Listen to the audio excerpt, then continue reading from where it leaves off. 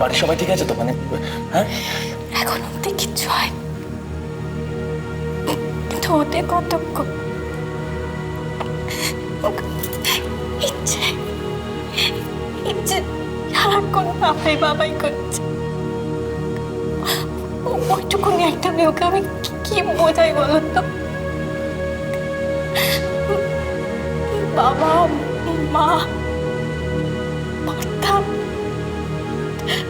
সবাই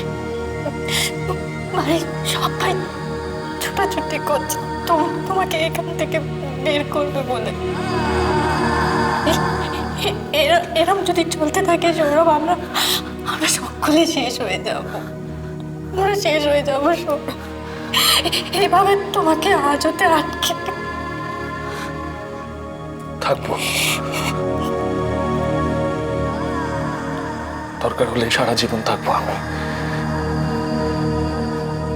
তুমি তো আছো, তুমি ইচ্ছেকে দেখবে, তুমি ইচ্ছেকে মানুষ করবে, আমার তো কোনো চিন্তা নেই। পাগল হয়ে গেছো? এই বড়দের লড়াইয়ের মাঝে আমার ইচ্ছে কি দোষ করেছে? ও কেন শাস্তি পাবে? ওর বাবার কাছ থেকে কেন তুমি থাকবে? আচ্ছা আচ্ছা ঠিক আছে, মাথা ঠান্ডা করো তুমি। হ্যাঁ, তুমি শান্ত হয়ে আমার কথাটা শোনো সৌরভ। আমি যা করব তুমি সেটার উপর ভরসা রাখো। কি করবে তুমি?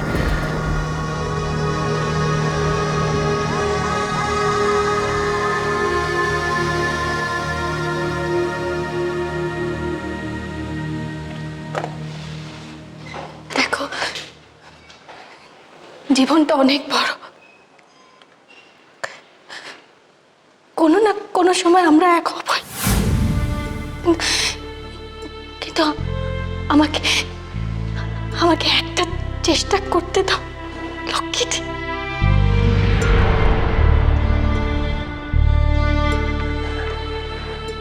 একটা প্রমিস করবে আমাকে? আর যাই করো আমাকে ছেড়ে যেও না প্লিজ। একদিন তুমি বলেছিলে আলো ছাড়া সৌরভের কোনো অস্তিত্ব নেই। আজ আমি বলছি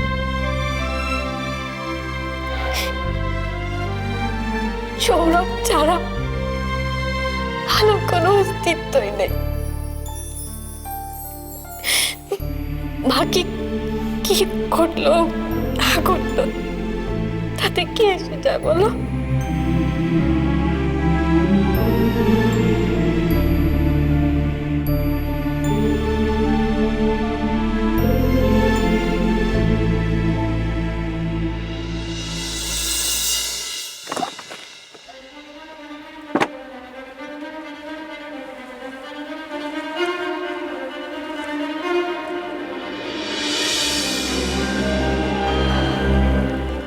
হাই আলো, তুমি এখানে? নসিব কি খেল খেলছে দেখছো আলো?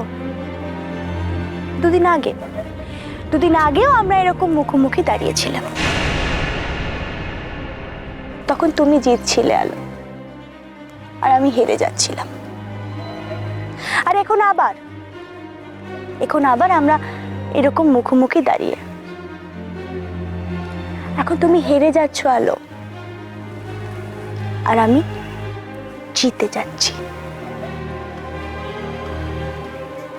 এইটা সৌরভের জীবন নিয়ে প্রশ্ন সুহানি, না তো এটাকে আমি কোনো খেলা ভাবছি, না হার জিতের লড়াই। আমি শুধু তোমাকে একটা কথা বলতে চাই, তুমি যেটা করছো সেটা ঠিক না। কেন? আমি এখন একটা ভালো লয়ার পেয়েছি আর সে তোমাদের সামনে খুব কনফিডেন্টলি বলেছে যে আমি এই কেসটা জিতবো, আর তারপরেও তুমি এই কথাটা বলছো কেন আলো? আমাকে কনফিউজ করতে এসেছো আলো? আমি জানতাম তুমি একবার শেষ চেষ্টা তো করবেই, কারণ আমি সব কিছু ফিরে পেলে তুমি সব কুছ হারাবে, সব কুছ। তাই তুমি আমার কাছে এসেছো। সুহানি, আমি তোমার কাছে এসেছি একটা চুক্তি করতে।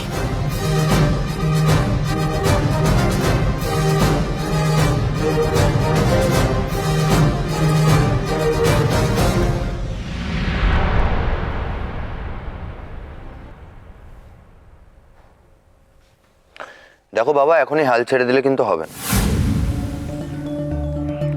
আমি জয়ন্তদাকে ফোন করেছিলাম, বুঝলে? আসলে জয়ন্তদার কাকাদের সাথে কিছু ভালো উকিলের জানাশোনা আছে।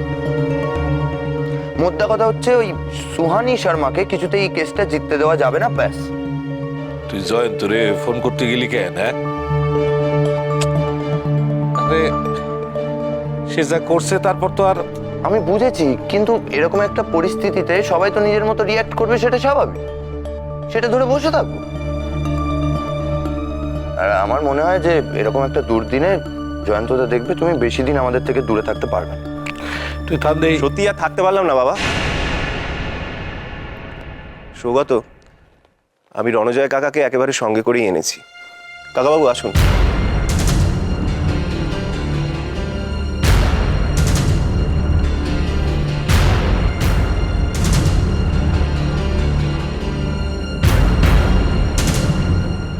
নমস্কার।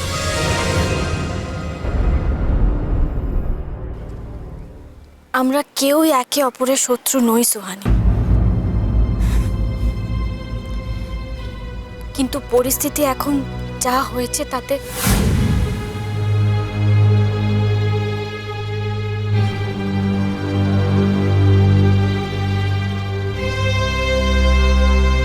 দেখো সুহানি, আমরা কেউই সৌরভকে এই অবস্থায় দেখতে চাই না। তুমি যা যা করছো সবটাই হয়তো জেদের বশে, কিন্তু সৌরভের স্ত্রী হয়ে তুমি কি করে এটা মন থেকে মেনে নিতে পারছো যে মানুষটা জেলের ভেতরে এতটা কষ্ট পাচ্ছে, প্রায় না খেতে পড়ে রয়েছে, ওর তো সব শেষ হয়ে যাচ্ছে না সুহানি? আর ইচ্ছে, ওর কি বা বয়স বলো তো তুমি? কতটুকু একটা মেয়ে, কি কি বোঝে ও? বড়দের টানা পোড়েনের মধ্যে ও এরকম ভাবে। আলো, তুমি কি রাস্তায় দাঁড়িয়ে আমাকে সহি আর গলতের পাঠ পড়াতে এসেছো? না,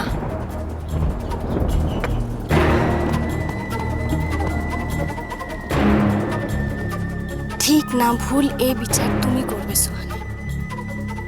আমি শুধু তোমাকে বলতে চাই যে ব্যাপারটা যদি আমরা নিজেদের মধ্যে মিটিয়ে নিতে পারি তাহলে হয়তো। না, আমি তোমার এই চুক্তির মধ্যে নেই। আলো, এই সব কিছু মিটিয়ে নেওয়ার সুযোগটা না আমি তোমাকে আগে দিয়েছিলাম। তখন তোমার উচিত ছিল যেটা তোমার নয় সে সব কিছু ছেড়ে বেরিয়ে যাওয়া। লেকিন এই লোভ, লোভ আলো, তুমি লোভ করেছিলে, তাই সবকিছু আঁকড়ে ধরে পড়েছিলে তুমি। এখন আইন তোমাকে তোমার সহি জায়গাটা বানিয়ে দেবে।